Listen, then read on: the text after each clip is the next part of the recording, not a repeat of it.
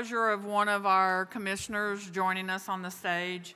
They're going to talk about Department of Labor and Texas Workforce Commission, and they're going to talk about Commissioner Alvarez being the ambassador appointed by Department of Labor.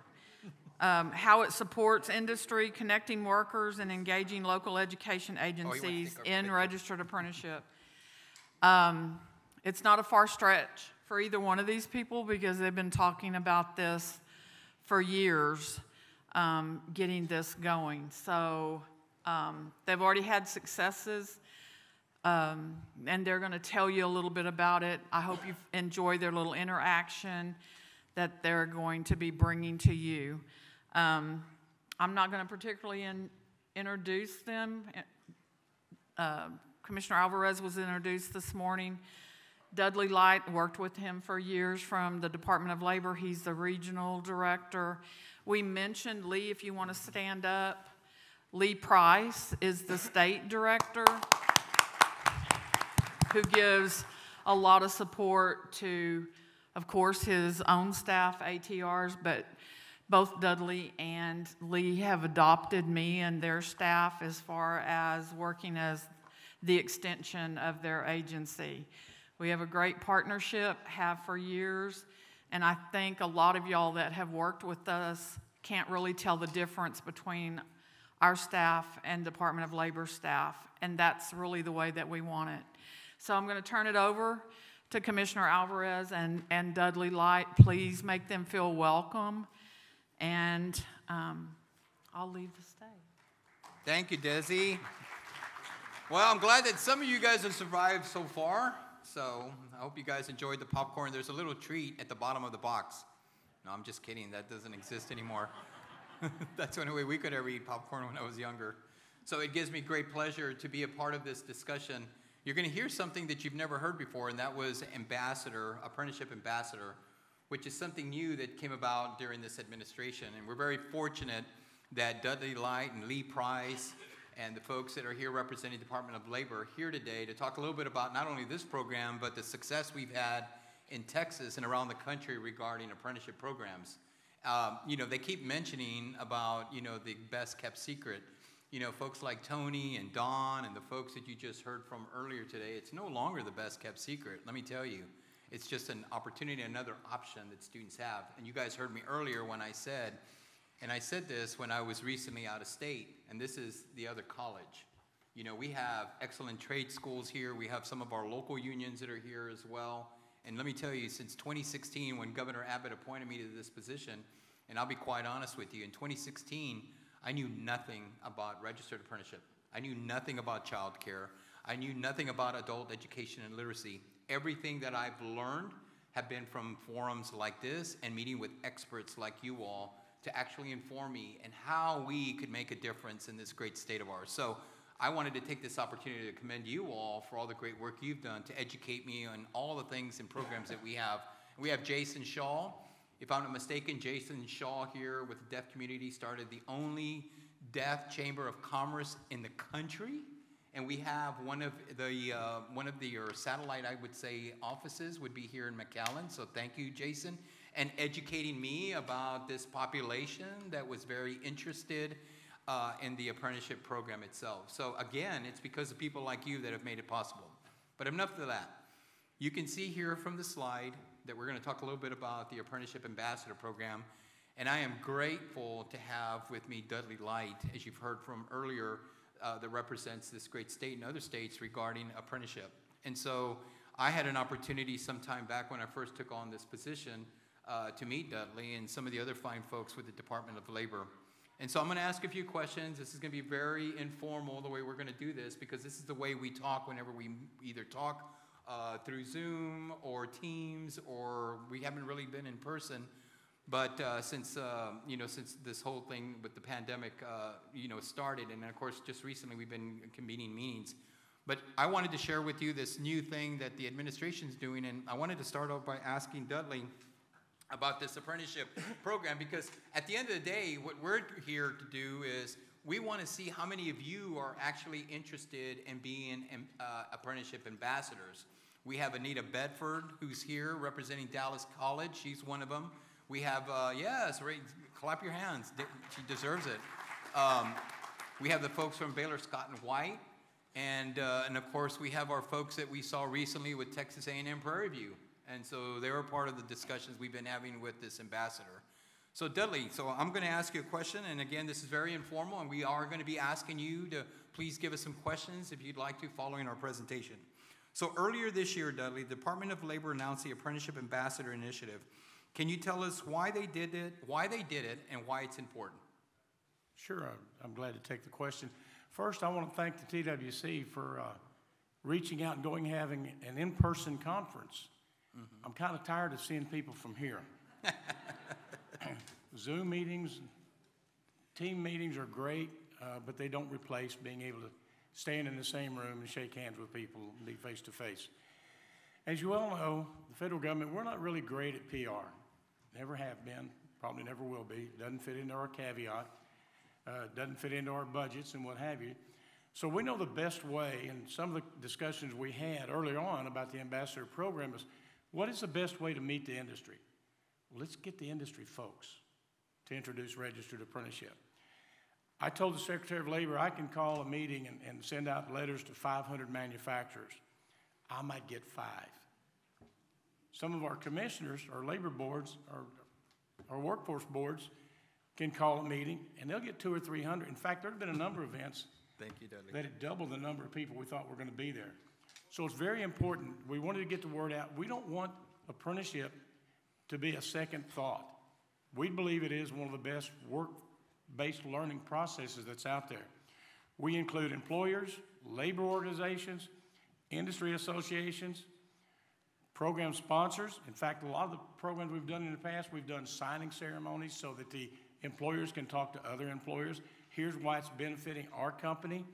That's what we're hoping our ambassadors will be able to do, to reach out to the workforce intermediaries, the community-based organizations across the country, and other stakeholders in the industry. My personal feeling is I don't want to see any H-1B visas given out for foreign workers coming to my country.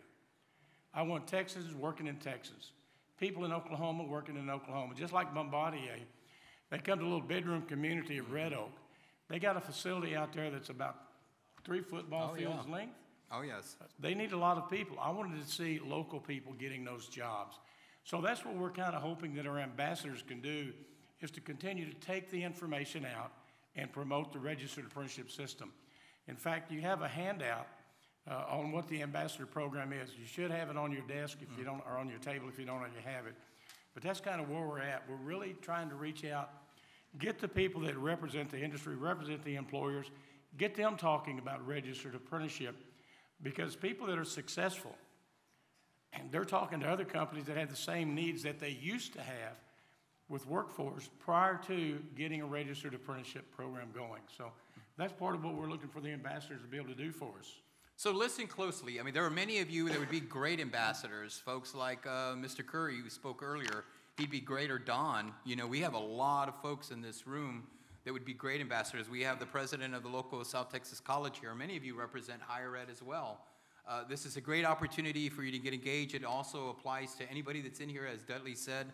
You're all welcome to apply for this position. You are going to help us do exactly what we're doing here.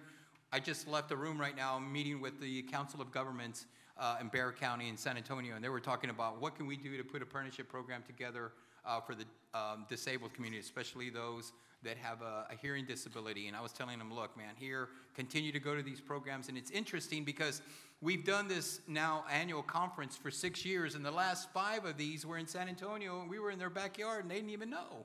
So again, we still have a lot of work to do. And that work's going to be done by folks that are in this room today, and we hope that some of you would take advantage of this opportunity. And so can I just ask you, Dudley, can you share with us some of the other folks that are part of the ambassador that we know of, like, without any spoiling anything, like IBMs and people like that? Yeah, there's a tremendous amount. We had quite a few that in the first group of ambassadors that were approved. All these folks were vetted through our office, through the Department of Labor's office, the Secretary's office, and also through the White House. So it's very important. And one, we wanted to reach out to make sure, and believe me, when we talk about the ambassador program, some of the very early discussions where they were looking at Texas. The eyes of the nation are on Texas because of what we've done. We'll be talking about that a little bit later. A lot of that had to do with Desi's team, the commissioner. Like he said, when he first came on board as commissioner nearly 6 years ago, he did his homework. And I give him credit for that. He could spell apprenticeship, but probably didn't know a lot about it. And it's amazing sometimes, but he went out and he visited training centers, programs, went across the nation. And he learned about registered apprenticeship. He knows what it can do for you. I know what it can do for you because I'm a product of the system. I started as a first period apprentice many years ago. We won't talk about how many. Yeah, and we got some folks here that represent Absolutely. Samsung and other employers. You know, you're going to hear from a group of employers tomorrow that represent the industry from Houston, and you're going to hear some really good things. And any one of those young ladies that's going to be here on the panel would be excellent ambassadors to this type of program. So, Dudley, I just want to ask you, why would someone want to become an apprenticeship ambassador? And again, you heard a little bit of why we are interested in sharing this information with you, because we still feel like there's a need. Desi and her team can't do it all. You know, they did the conference. Just today, I don't know how many meetings that Desi has already been asked to go to their community to maybe meet with the COGS and the city and with employers, and it takes a toll, and that's a lot of work for all of us to do. But again, the only way we're going to be successful is if we actually do this ambassador push for people like you to be out there in the community. So again, why would somebody want to become an ambassador? You know, again, I work for the federal government, and I can tell you, I can come to your office and say, I'm from the federal government, I'm here to help you, and everybody kind of looks at you crosswise and say, what are they doing? What's Big Brother wanting to look at? That's not what it's about. Our ambassadors will help us to develop partnerships with intermediaries and community-based organizations and workforce development partners, employers talking to employers. They create new registered apprenticeships and pre-apprenticeships in high-demand industries and occupations across the board. They improve the quality of a registered apprenticeship and particularly in underrepresented populations. That's a big deal for us, DEIA. Create opportunities for business, philanthropy, and others to invest in apprenticeship expansions. Build a strategic partnership to accelerate the apprenticeship adoptions and innovation. We spend probably the first half of the time we're dealing with a new employer, it's dealing with myths about apprenticeship programs. And it's getting rid of those myths about them. It's important to them. But expanding the registered apprenticeship to more businesses and workers across the country and expand the opportunities of in all evolutions of our population. It's really to grow the system in such a fashion that we all can be proud of. And we're creating opportunities for people. We're creating jobs and careers, not just jobs, long-term careers. And it's the employers that are doing it.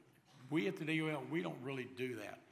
It's the employers and our training providers that provide the related training instruction and the jobs for these individuals. So being an ambassador, being able to go out and deliver the message, preach the story, and bring people on board. And know your stuff. I mean, so opportunities like this where you're meeting with us, talking to experts like Dudley or Mike or Lee about, you know, opportunities in apprenticeship and what is apprenticeable. You know, you're going to be hearing in a little bit about what the vision of Texas is and how we've been working closely with the Department of Labor to make sure that certain occupations, that we can expand to that. You heard earlier from Mike regarding, and Adam, how they're working together and what they're doing to expand in some of the programs I wasn't even aware of. And then Dr. Sally Janes earlier today mentioned that, weren't you aware, or were many of you, any of you know that if you go to some of these apprenticeship schools, that these courses that you're taking now will transfer into college credit? I mean, how many of you in this room knew that? Very few of you. And so it's amazing how what we are trying to do here is that we're trying to get you to soak in all this information so that if you have a student that's interested in going into an apprenticeship program and know their circumstances. Like I said, just now I met with the Council of Governments from San Antonio, and they're telling us, this is our population, these are the students that we're trying to focus on. And like Ed Cern, our executive director, says, we don't need to be experts at everything, but it's really good to have an understanding of what we kind of do and what's available. And so one of the things that I stress to my staff every morning or regularly is all I want them to do is just read the paper and read anything that has to do with apprentices, apprenticeable occupations or where the job demands are, or anything that we appear in. That's important to me. Because when I stand in line and I'm wearing a shirt that says TWC, and I don't know if you know this, but I was trying to get my dad to the conference today because, you know, my dad has never seen me at work. And so when I mentioned TWC, my dad thinks I work at Time Warner Cable. I don't know why he thinks that. But I wanted him to know that I do not install cable. Nothing wrong with that. Nothing wrong with that, right? But again, that even my own father needs to go through an apprenticeable program because he doesn't even know what I do. But going again, we don't expect you to be experts in the area, but what we want you to do is be able to have that basic understanding of what an apprentice is. One of the questions that I've been asked is, what's the difference between a pre-apprenticeship, apprenticeship, internship, and all CTE? And they all seem to think that it's all the same thing. And it's not. Ladies and gentlemen, you need to help us with that. You know, we can only stretch Department of Labor so far because, like I said, we have 3 gentlemen here that are representing DOL, and they do an amazing work. But they're out there making sure that we get these standards, you know, approved, and they got a lot of work. And then, of course, you got Desi and her team who continue to do amazing work. So, and we're going to share with you some of the programs that we as an agency are going to implement. And as we know, the legislature is about to convene again. We're about to start up. And we have some really good ideas, but some of those ideas that we're going to be implementing are ideas that we're getting from you as we speak to you today. You know, Commissioner, let's do one thing real quick. You got it. Here's the application, some of the criteria for the application to become an ambassador, just in case some of you are interested in it. The applicant has a registered apprenticeship program. They have experience, which can include the program sponsor, maybe the RTI provider, the related training instruction provider, or the intermediary. We have a lot of intermediaries get involved that manage the programs for groups of employers and RTI providers. They're sponsors of pre-apprenticeship programs that leads to a registered apprenticeship program. They're OA contractors, OA grantees, previous Apprenticeship USA leaders. We've had a leader program in the past. They're there. Previous ACA members, the Advisory Committee on Apprenticeship. I had the luxury of being one of those members many years ago. Registered apprenticeship experience, workforce professionals, RAP practitioners and researchers. The application provides clear descriptions of the registered apprenticeship experience. The applicant has made a RAP commitment, at least one option chosen on the application, and the application's point of contact is in a leadership position within the organization and can make decisions. So, Commissioner, it's really not a secret. I don't know if we can go to the next slide. You are one of our ambassadors, and you were one of the very first ones. In fact, the very first meeting was at the White House, and you were one of the 7 that were chosen to sit on the panel. Congratulations for that. Thank you. Thank you. I tell you what, it was kind of cool because when they introduced us, you know, of course, I was wearing my cowboy boots, and I had my seal on those.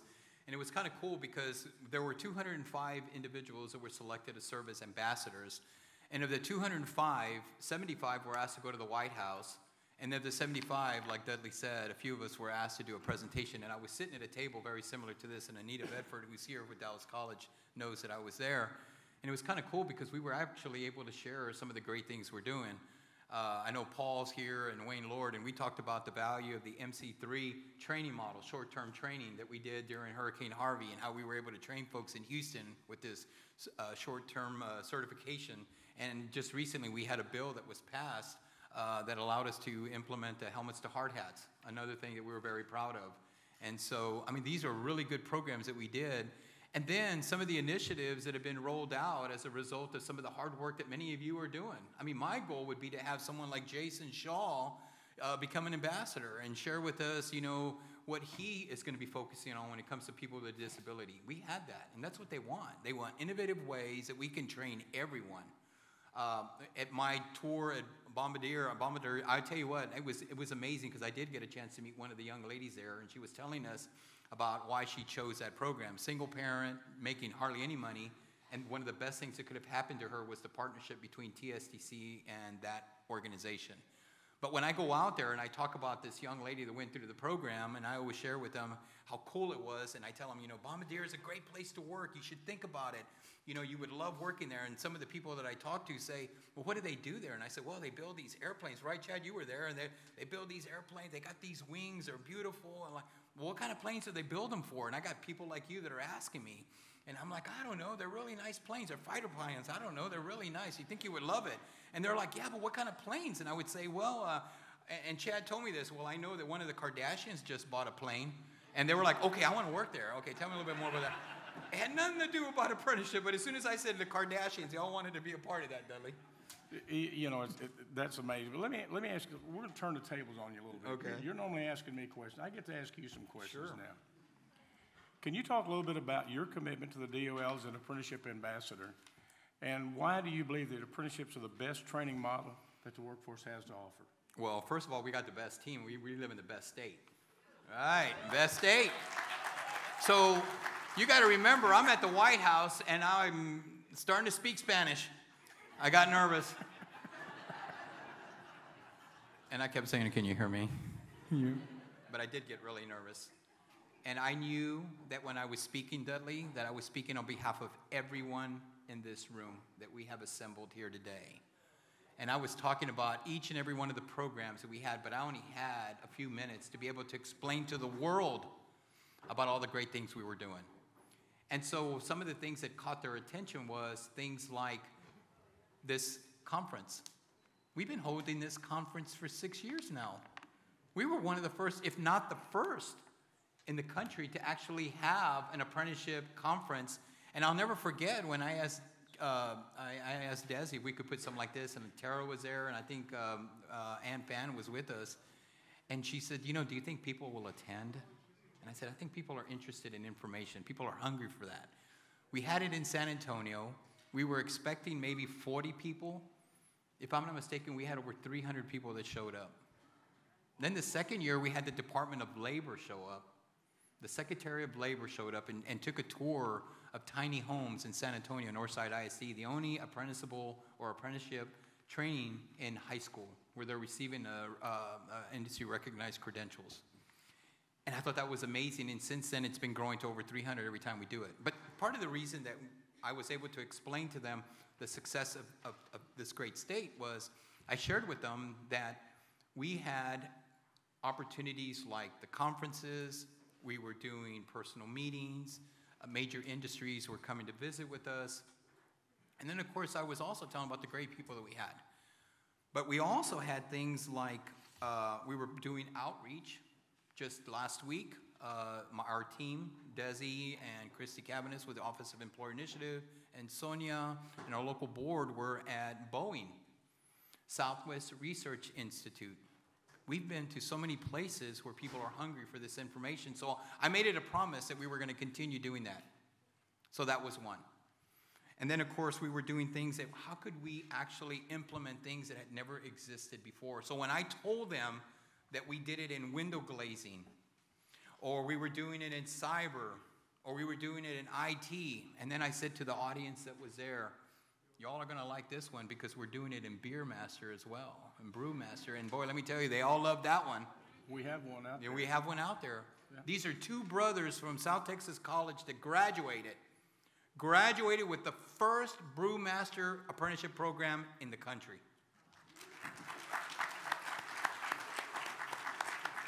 They said if I said that, I would get free beer the rest of my life. No, I'm just kidding. Just kidding, Wayne. Just kidding. Yeah. We are looking for samples. We are looking for people that want to do free sampling. But again, that's what caught the attention. That's what caught the attention of the folks at the White House. Besides having good friends like Dudley and Lee, you know, having them there to support what we were doing at TWC. But many of you are in those positions. It's how you approach it. Now, if you go out there and say, well, apprenticeship's okay if there's nothing else that you want to do. It's the other. If you can't go to Trinity or Rice or UT or some of the finest institutions of higher ed that we have in Texas, well, it's okay. You can go to an apprenticeship program. No. What you need to say is that this is an option that young kids have. You need to learn what we are implementing here, and that is, how do these programs work? And one of the things that we were complimented on was how we had expanded, as I mentioned earlier, into those other skilled trades that are out there. And how interesting, as I tell my folks from the building trades and the plumbing and piping, or my electrical folks, my IBEWs, it's interesting because I said, I learned from you, and now we've expanded into these other occupations that didn't exist. So thank you for that. We're no longer the best kept secret. And if I'm not mistaken, Lee Price told me this when we were we were at the University of Houston, downtown. We were doing an event there for veterans. And if I'm not mistaken, Lee said that we went from last in 2016 to the number of apprentices. Listen to this. Thanks to all of you, we're number 1. Yes. Right, Lee? We're close. We're number 2. Oh, we're number 2 now. Count them. Now I've been told I'm number 2 again. We have to. I fell we one have number. To allow California in here. We'll hear from them. But no, we've doubled the number of apprentices in the last 5 years. Yes. We're over almost 23,000, I believe now, apprentices right now. And that number is growing every day. Mm-hmm. And that's been big part due to the work from Apprenticeship Texas, Desi and her staff, you and the other commissioners promoting apprenticeship around the country, to the state, to other employers. And that's what we're looking for ambassadors for. They have the connection with these employers. Again, I can tell them I'm from the Department of Labor, I'm here to help you, I'm going to help you solve all these problems. And they look at you like you're cross-eyed or you're the next door neighbor's twin sister. But it's so important that industry talking to industry, and that's what our ambassadors are doing, and that's what Commissioner Alvarez will be doing. But go ahead and line out some more of the stuff that you did. So some of the other things that we thought that caught the attention of Secretary of Labor, and that is that we have implemented at the Texas Workforce Commission this educational outreach specialist. These are people that, again, after meeting with stakeholders around the state in 2016, listened to you while we were doing the tri-agency the stakeholder meetings and listening to what employers were looking at, educational institutions, higher ed, nonprofits. It was interesting because something that I found that was very a common denominator, and that was that a lot of kids early on in high school and middle school did not know about occupations at Boeing or Bombardier or Tesla or what kind of skills were needed. So it was interesting. So one of the things that we proposed back in 2017, 2018 was to do this pilot program, and that was to implement what we call the educational outreach specialists. And these are people that work through our workforce boards, and I'm proud to say that Frank Almaraz and his team, and we got Jasmine here who's part of that team, and her team that are here. These people are actually embedded in the schools, working in the schools, informing students about labor market information, what is the trend in your area, what are the jobs or the careers in your areas, what does it take, is it apprenticeable, do you need this type of training? That's amazing. I mean, the fact that we have those people that are in there, and that's to complement the counselors that we already have in our schools. You see, these people have all the information that the Texas Workforce Commission has. If you're a foster youth, do you qualify for these benefits? Are you someone with a disability? This is what we can help you with. And so it's kind of cool that we had that, and that caught the attention of the secretary, which we thought was really cool. And then the other thing was, before every session starts, legislative session, I'll assemble the directors or someone from their office to represent their department, and we'll get in a van, and we'll actually travel to different parts of the state, and we call it the boot tour. So this boot tour, we go and we'll listen to people like stakeholders and ask them, what is the demand or what is your interest? And not only apprenticeship, but in adult education and literacy, or like I said, people with a disability, or do you come from a foster youth family? What is it that we can help you with? So it gives us an opportunity to actually go into rural Texas and then just listen to them. So it was kind of cool because the last time we did this, we were in San Diego or La Chona. Does anybody know where La Chona is? Benavides, all that area? I never heard of that. I thought they were kidding. But we went to that community, and I thought it was cool because Melinda Polinsky was with me, and we took a picture of some welders that were in the class. And it was interesting because that group had half of the students that were in that group were people with a disability, and you would have never known that. But they went through the program, and we were there because they were highlighting the JET grant that we had provided them for welding equipment. So I thought that was really good. And again, talking about braided services, and I'm not asking you to be experts, but it's really good, it's informative when you start talking about apprenticeship programs, that you can also say that the Texas Workforce Commission provides an array of services, like equipment in the high schools for training, both in high schools, community colleges, and now we allow that money to go into Wyndham school districts. So, that's important. And we're not asking you to be experts, but it's good to have an understanding. Commissioner, we worked together, and probably about 9 months ago, you held a group in Austin, I believe it's in Austin. Yes. With our healthcare providers, and our hospital districts were telling us, man, we need registered nurses. We need registered nurses today. Texas will be roughly 50,000 short in the next few years. Prior to that, we had, through the Texas Workforce Commission, the Work Commissioner, and everybody else, we actually got registered nurse residency program as an occupation approved through the Department of Labor. And this was a big thing within the industry because these were people that hospitals were needing these people. So they had to be a registered nurse, but they went through 1 year of apprenticeship program after they'd completed the training. We're now working with them, and I'm pretty sure that, Lee, correct me if I'm wrong, but Monday we'll be submitting to our national office the registered nurse program, which where they will start working in the hospitals while they're doing their paid clinicals. In the past, those were unpaid. They will be paid clinicals, and it's going to accelerate. Yes. It's a big deal, folks. It's a big deal. It's going to accelerate how fast we can get nurses into our hospitals. And it's the industry that came to the commissioners, to the TWC, and said, we've got a problem, how do we fix it?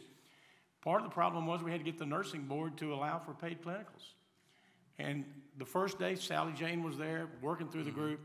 By noon that day, we got ready to go to lunch, and one of I don't know, it was the commissioner, whatever title it was, she's one of the key people on the nursing board, said, we got to figure out a way to make apprenticeship work for nursing. That was a key factor. So now we've got that approved. We're working, and we'll get that submitted to our national office.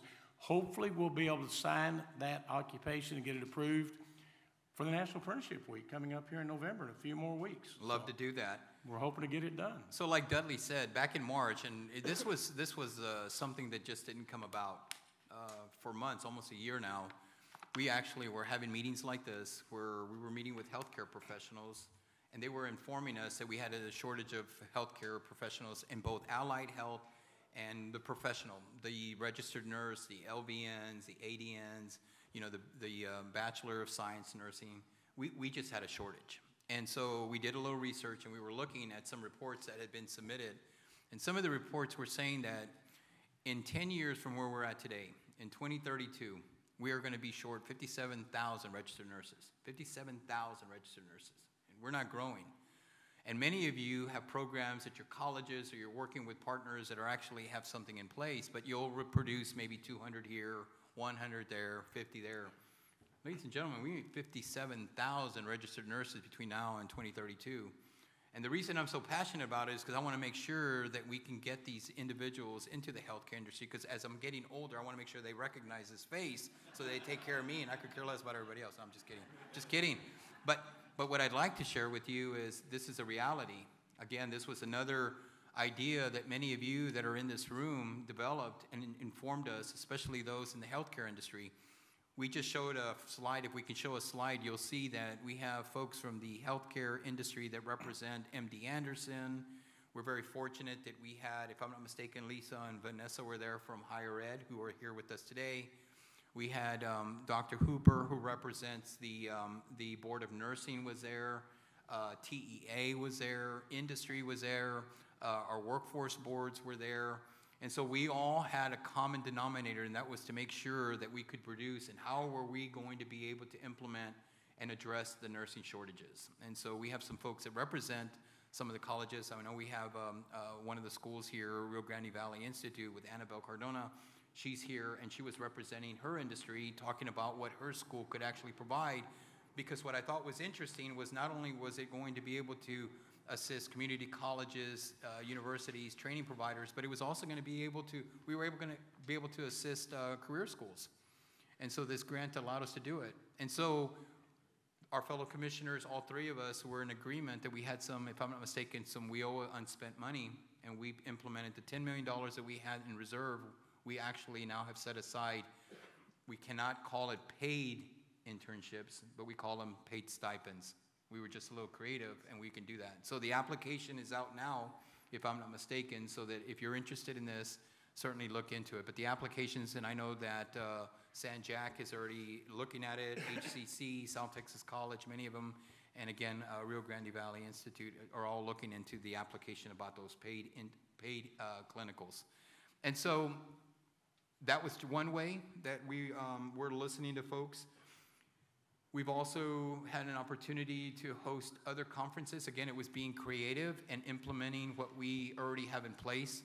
For example, a couple of weeks ago, the agency hosted a GRACE conference that focused gathering employers, EDCs, higher eds, nonprofits to actually, and especially those interested in hiring individuals that have been formerly incarcerated.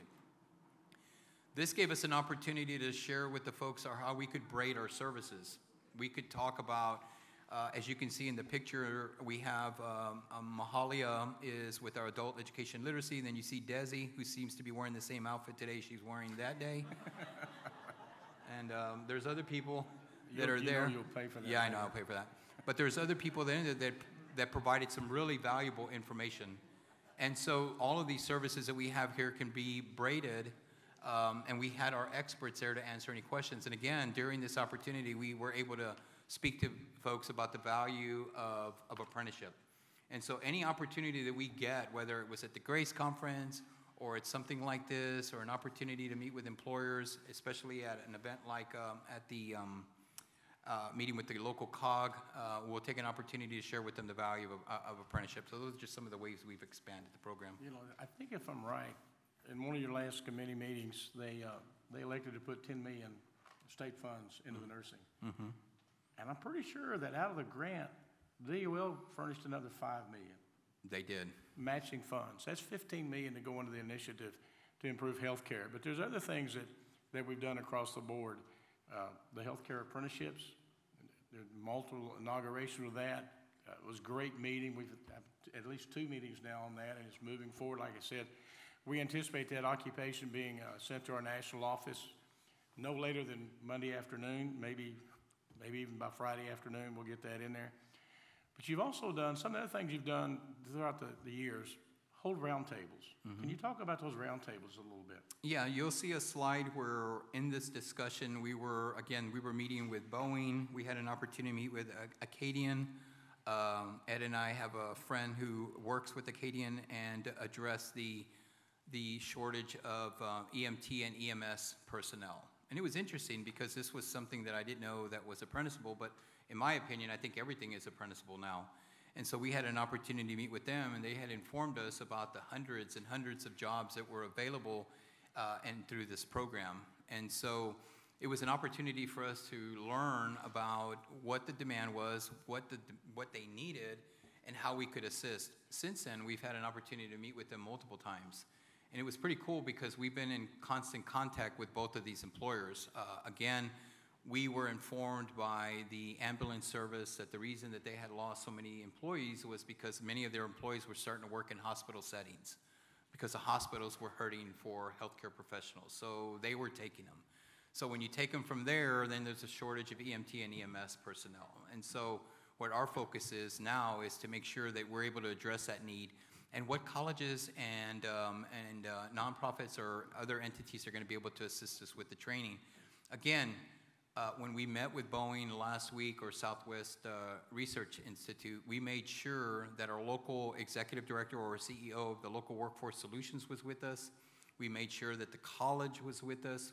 We made sure that we had someone from the city or the county was with us in case we needed their assistance. And of course, that we took our Office of Employer Initiatives with us because these people are actually experts in the grants that we have.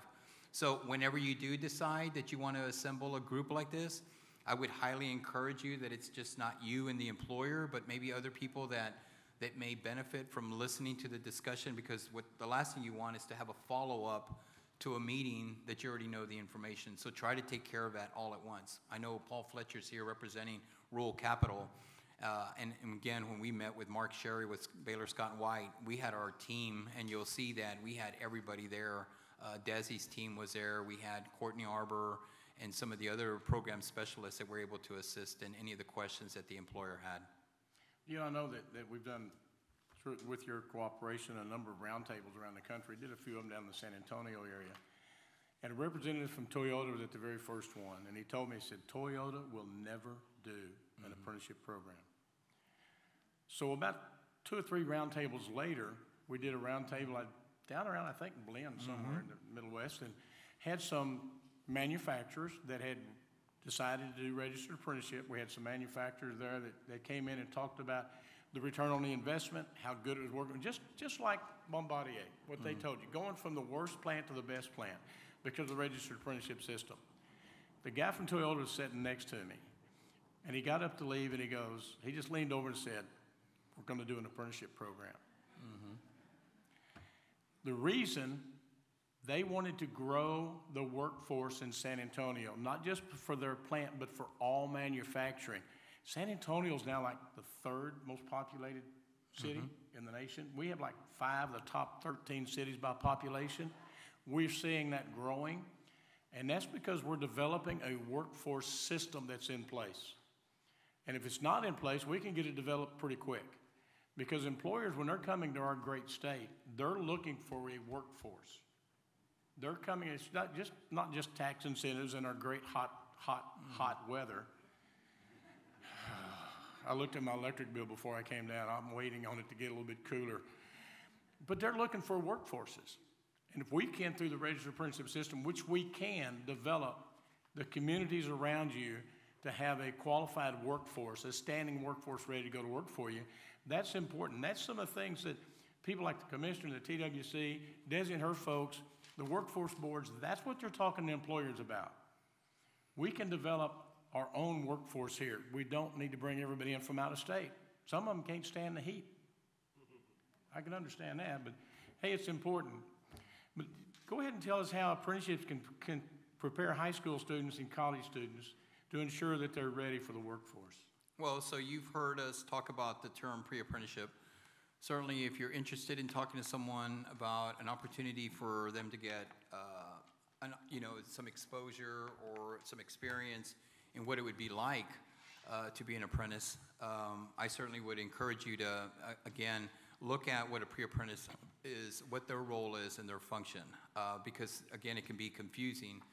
I can tell you that our VR staff put together a program where, and I think we have some of the folks from VR that were here during the tour, but in the past, the money that we were using, pre-ETS money, and Carrie's here to maybe correct me if I'm wrong, ballast, but we had an opportunity to actually work with people with a disability where we exposed them, not just on a field trip to a location to see what it was like to be at a job site, but we were actually, thanks to the Department of Education, who responded back and said Texas was going to be given a waiver to allow students with the people with a disability to experience what it was like to work with your hands.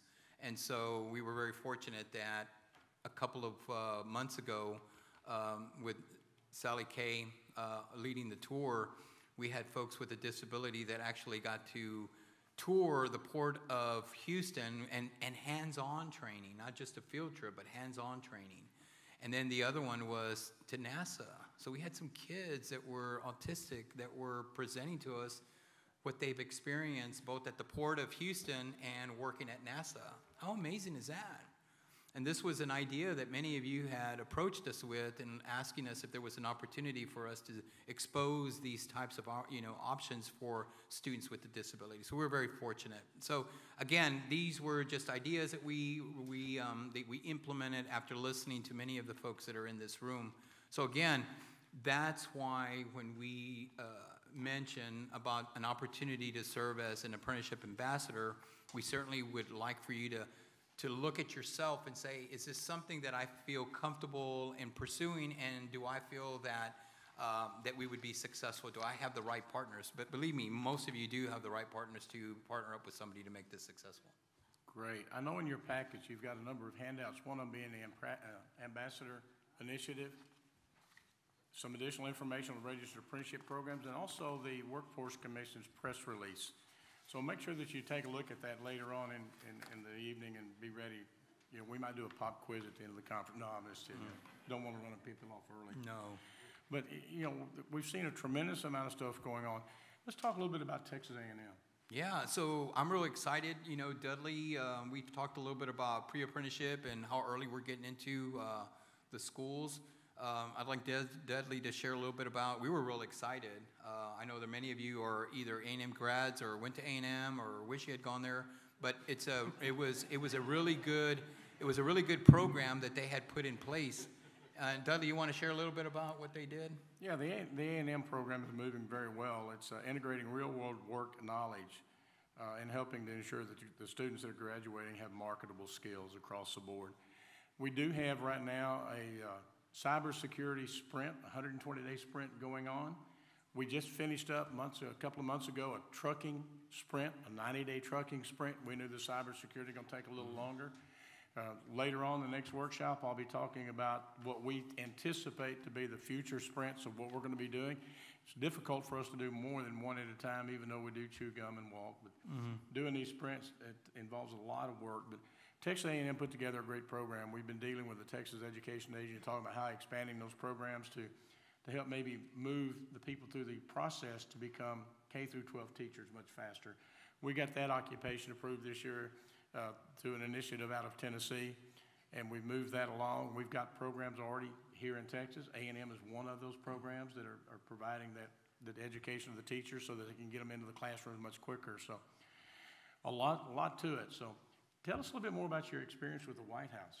I think we've got a couple of photographs. That was pretty cool. There's a photograph that was there, and again, it was kind of it was one of those opportunities that you'll probably remember the rest of your life, right? And so being able to represent the great agency of the Texas Workforce Commission, and then again, every one of you, and be able to convey to the audience in the world, or those that were also represented, an opportunity to share with them some of the ideas that we've been doing and implementing with the help of folks like South Texas College and some of the other fine colleges around the state. But one of the things that I took advantage of were things that we needed support on. As Dudley referenced just a while ago, we are this close to making sure that, or hoping that our standards for the healthcare profession get approved. I mean, like this close. It will. And I'm hoping, yeah, and so to be the first state to do it, I mean, how cool is that? And hopefully maybe South Texas College or Blinn or HCC or San Jack or one of the colleges that's here, Laredo College, hopefully we'll get one of you all to be implementing this, these standards and this training model soon. But we're real excited because we're going to be the first state, and I hope we are, the first state to implement this healthcare professional. But I'll tell you some of the things that's made it very attractive when we talk about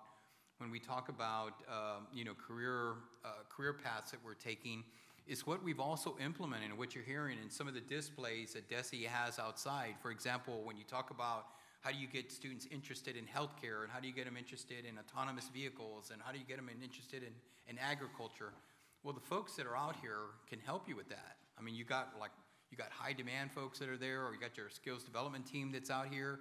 You got folks that are out here that are teaching you the latest technology, like headsets. I mean, that's amazing. I don't know if you know this, but many of the communities that you're in right now, especially in rural Texas, are taking advantage of opportunities to provide students with headsets, and these people are receiving credentialing with these headsets. I know we have it in Corpus, and we've been to, like I said, I was in Hebbronville, where the first time they were one of the first workforce boards to actually get it. Paul's got it. We got the folks here in the Valley. We got the folks in Houston that are actually implementing. If I'm not mistaken, I was just informed that Uvalde got theirs as well, and that's pretty cool that they got their headsets to kind of encourage students about the skilled trades, and this is one of the mechanisms that we're going to use.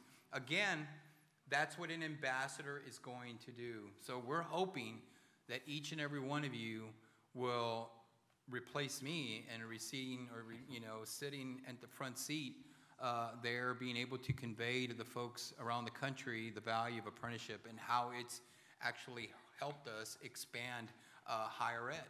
And so I'm glad people like Vanessa and Lisa are here, because as you hear me multiple times, I'll say that apprenticeship is just is the other college, which I truly believe. And so I don't know, like I said, we had a chance to go over some of the slides that talked about tiny homes. I mean, how cool is that? I mean, Northside ISD's got the only tiny home program in the country. And Dudley, we're looking at some tiny homes in Humboldt, Texas. Tell me what they're doing with those homes after they complete them. I believe they're sending them off for homeless veterans. They are. As part of it. How cool. And these homes are economical, but my goodness, you ought to see the inside of these things. You're talking about plush.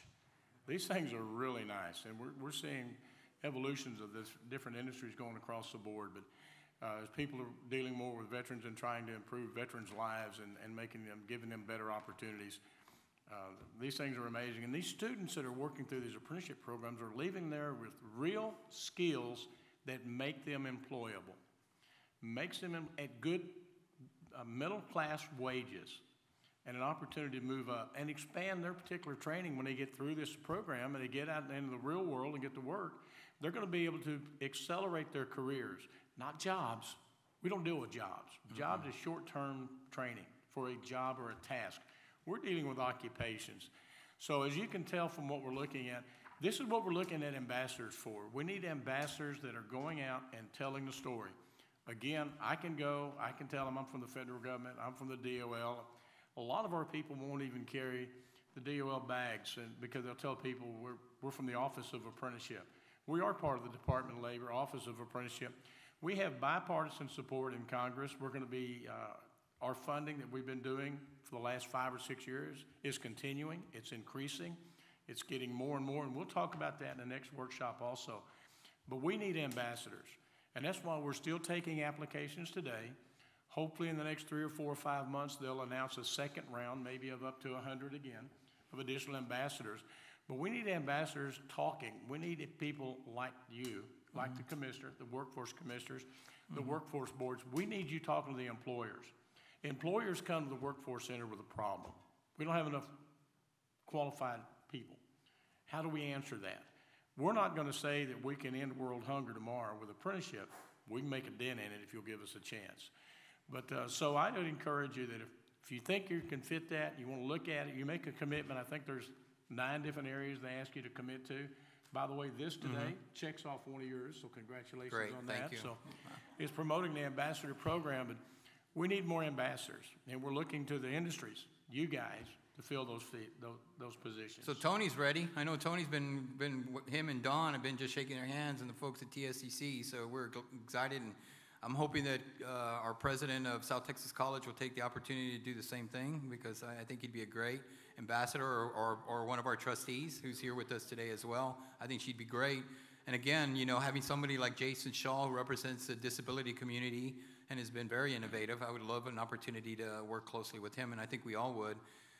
You'll see that one of the slides that we had, you know, I just wanted to share with you that, again, we don't want you to be experts, but the idea of kind of piggybacking off of some of the great things that are happening in other parts of the state, you know, just share those. You know, it's, as a commissioner and the commissioners that I work closely with, it's kind of cool because we can share some of the great things that are happening, and we just share those stories because everyone in this area, all 28 workforce boards, have excellent stories to share.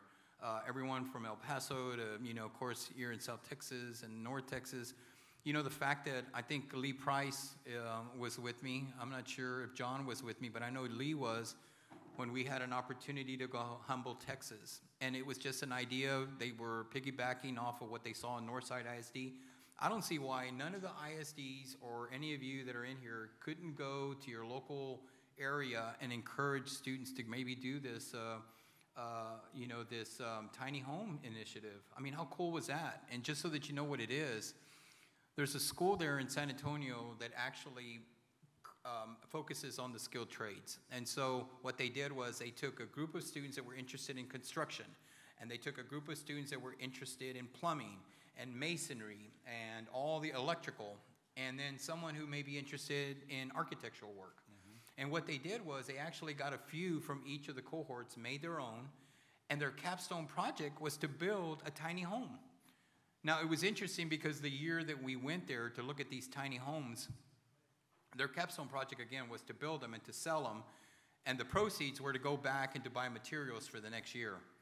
What I thought was fascinating was when they had the auction, and if we could just show the picture again of the tiny homes that are there in San Antonio, you'll see, I think there's another one, that one right there. So you'll see the gray one that's there, and you'll see the beginning stages, and then the gray one to the left or the right. But you'll see that it was sketched by someone who's interested in being an architect. And then, of course, you had the construction guys go in there, and then you had the guys that were in plumbing, and then you had the other folks that were electrical. And it was kind of cool because first of all, these people didn't know each other, and they got a chance to actually network doing that and really work together. But here's their capstone project. They completed it. They announced it to everyone in San Antonio and everywhere that they were going to auction these homes. And it was kind of interesting because I heard from the director that an investor from California bought them all because he saw them, and he bought all 10 of them. And so they weren't even auctioned. He just bought them all. And they were like, well, let us bid. He outbid them. He won. But what he said to the director was, which I thought was fascinating, and that is, I'm going to be back next year. The only recommendation I have is, can you put them on wheels? Because it's going to make it easier for me to take them back to California. Ladies and gentlemen, that's what you all did. You all did that. And that program was the only one in the country that we were doing at the time. So thank you for that. No reason why we couldn't do it. We're just here to share some of these ideas. We don't expect you all to be experts, but what we do want you to have, the biggest quality is passion for this training model that we call apprenticeship. I think that's one of the key factors that they're looking at when they start evaluating if somebody's going to be a good ambassador. They don't want lukewarm people. We want people that take it on as a passion. It's kind of like I hate to say it as a religion, but you have to be passionate about what you do. You've got a good staff. They are passionate about what they do. They want to improve the lives of Texans. And luckily, because of the work that we're doing here in Texas, that's spreading across the country. The Registered Nurse Residency Program is going across the country. Teaching program. We do the nursing. We get that occupation approved. It's going to spread like wildfire because there's not a hospital district in the country that's not needing registered nurses. And they need them today. It's building that career path from the CNA to the LVN to the registered nurse. It's building those career paths. And it's the concepts and ideas that have come out of the work of your staff, my staff combined make a great team. We work very well together, highly respected across the country. And believe me when I tell you, the eyes of the nation are on Texas. They're watching to see what we do. And they're always asking, I'm always getting asked from either the secretary or an undersecretary or somebody, how are you guys accomplishing in this? And it's a real simple question. We have people that have passion, that want to grow the system because we want to offer opportunities for young people in high quality, good paying careers. So with that, I think about ready to take some questions. Yes. If anybody has any questions, we'll be more than happy to address them now. So the last graduation, I did one at South Texas College a couple of days ago for a superintendent's short-term apprenticeship program, which, man, I thought that was really good. It was nice to be at. We've been to some at Texas Southmost College as well, fine institution there. You'll see a slide, I think it's the last slide we have, and I just wanted to share this with, because this was on a Saturday, and these were my electrical folks, my IECs, and I know we had someone that spoke there earlier. Aurora's very familiar with this group, but it was kind of cool because, you know, to see these individuals graduating and going through a stage or walking through a stage with family there. It was a Saturday. I mean, it was just one of the best graduation events that I've been to in a long time. But this is really, this is what builds this great state of ours, is these folks and the trades that they're picking up. So just wanted to take this opportunity. You're certainly always welcome to use the slides that we have to kind of talk about apprenticeship programs, and certainly we have enough material that's on, not only on our website, but we have experts like I shared with you earlier, you know, with Desi. Everyone knows who Desi is, and her team. You know, we certainly ask that you take advantage of talking to her, getting an opportunity to know her if you don't, and her team, and possibly having us there in your backyard, in your hometown, talking a little bit about how we can be of some value to you. So I guess we'll be able to take some questions if you'd like. Mr. Castillo? Sir. Lupa Castillo, Local 142 Apprenticeship, San Antonio, Texas. So we had some apprentices come into students come into our apprenticeship from Warren High School, which worked on those tiny home projects. For the past 3 years, we've gotten probably 8 apprentices coming from there. I wish we could get 80 of them every year. We need apprentices. We can't find enough to put out there for the work load that we have in San Antonio at the moment. The problem is, I think when I go recruit at these high schools, which I've been doing for 12 years, there is not enough funding. They took away the welding programs, they took away the carpentry programs, they took away auto body, they took away welding, they took away everything. So when we go talk to these young men and women, they don't know what I'm talking about. They don't understand that there's trades and fields out there that they can go out to, where as to 20 years ago, we could pull young carpenters from high schools, young welders, auto mechanics, body shop people. And I think we've been doing okay, and I think we could do a lot better, but it all starts at the high schools, where I wish there was more funding for them to practice these future skills that we need today. Thank you. Appreciate that comment. We know that the pendulum swings back and forth. When I was going through high school, we had electrical, plumbing, and carpet and all that, and a lot of school districts went away from that. A lot of it has to do with budget. That's why tiny homes is important, because they're able to pay for that program. They're not buying the material. When they build those, when they sell it, it pays for all that material that generates the next one. We're seeing more high schools now go back to the craft training within their schools. I know that, I believe about 3 years ago, when we were talking about the tiny homes, that the next day we went over to one of the school districts and they received a grant from the JET Fund to put in a paint booth. Yeah. Virtual reality. I think it was a virtual reality paint booth. So there is money coming down. It doesn't get here real quick, doesn't get here fast enough. We anticipate with the approval of another budget. Again, apprenticeship is bipartisan. We're one of the few areas that we don't hear from Congress and questioning what we're spending and what we're doing, and they're giving us more money every year, and we're able to put that money back out into the states in grants. So hopefully we'll be able to keep that up. Hopefully it'll continue to swing in a positive direction. That's a good question, Mr. Castillo. One of the things I can share with you, as I did earlier, we were very fortunate that we got additional funding from TEA to actually distribute money to the schools for equipment. And so I'm not sure if many of you are aware of that. And again, that's another thing that you guys may want to be aware of. We ask that you continue to kind of listen into our commission meetings on Tuesday, and you can hear some of the policy items that are being pushed and some of the creative ideas that are coming through the commission. The commissioners recently, as you heard earlier, industry recognized apprenticeship programs. Chairman Daniel referenced how it's a great tool. I know Ed Cerna's referenced that. It's another tool that employers can use. We just passed an initiative to move forward on esports. And so again, trying to focus on encouraging young adults into going into STEM or some type of engineering type of careers.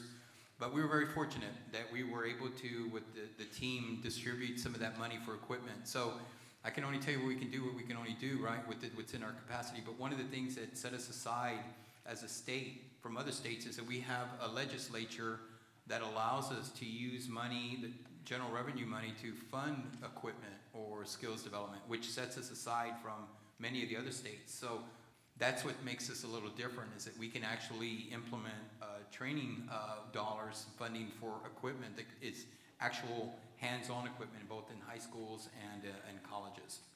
We're seeing a lot more. Don't just look to the Department of Labor for funding. Look to the Department of Commerce. They're putting out a lot of money for registered apprenticeship. The Department of Energy is putting out money for registered apprenticeship. They're providing tax incentives along the way for registered apprenticeship. The key word there is registered apprenticeship. So if you're looking for funding, look at all those opportunities that are out there, and we anticipate those to continue to grow as we go forward with it. So my challenge to you is, and with Mr. Light here in front of me, or besides me, how many of you are accepting the challenge to apply for this ambassador position? Raise your hands. I see one from El Paso. We see Bombardier. We see Jason Shaw. Good. We see our folks from HCC. Great. Glad to see that. We're glad to see that. And we hope that, again, that the information that you're gathering from this very informative and very important conference, that you'll take back, and we hope that it's been an opportunity to learn a little bit more about how apprenticeship model works. So thank you. I want to thank the tech team. Commissioner and I met last week. We talked about what are we going to talk about. We discussed a little bit. We kind of put together a script. Of course, we blew that in the first 5 minutes, but the tech team did a great job. So thanks, guys. Yes, thank you. And we really look forward to working with each and every one of you moving forward. And let's get some more ambassadors from Texas. Again, the nation's looking at Texas. We got great ideas. We got great people. Let's put it on the table. Thanks. Enjoy the rest of your night. I know this is at the end. I'm just saying have a good night tonight in case I don't get a chance to talk. And be safe, and we look forward to seeing you tomorrow.